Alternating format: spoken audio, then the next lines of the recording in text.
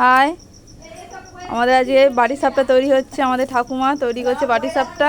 এই যে আমাদের ঠাকুমা, দেখুন ঠাকুমার কিন্তু অনেক বয়স হয়ে গেছে। দেখুন বাটি সাপটা তৈরি করা হচ্ছে কেমন করে। একটু ধোঁয়া হয়ে যাচ্ছে, কেননা জাল খাচ্ছে না তো, তাই একটু ধোঁয়া হয়ে যাচ্ছে। আর কি দেখবি? কিন্তু আমার সাবরি এই কষ্ট করে গোবরটা দিয়েছে, জানো সারাদিন কত পরিশ্রম করে এই ঘুঁটে দিয়েছে।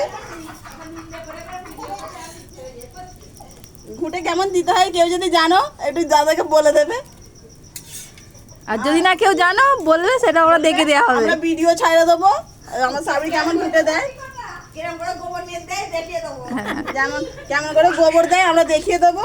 আমরা এই কষ্ট সৃষ্ট করে কাঠের জালে রান্না করছি, ঘাম বেড়ে পড়ছে।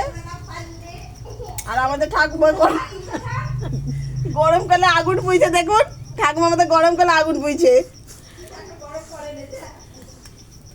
কিন্তু ঠাকুমা এসব করছে, যদি কেউ রেসিপি বল, যদি কেউ রেসিপিটা নিতে চাও, কিন্তু কেউ যদি রেসিপিটা আবার নতুন করে দেখতে চাও তাহলে তাহলে ঠাকুমার নামে একটা শেয়ার করে দেবেন, আমরা আবার নতুন করে রেসিপিটা করে দেখাবো।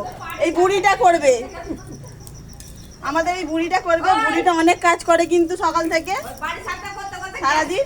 কাল যদি নতুন ব্লগ পেতে চান তাহলে আর একটা কি বলে এটা কমেন্ট করবেন। বুড়িটা কি কাজ করে আমরা সারাদিন সব দেখাবো। বুড়িটার বয়স 85 হয়ে গেছে, 80-85 কোনো ঠিক নেই। ঠিক আছে, এবার ইটি ওকে করবি।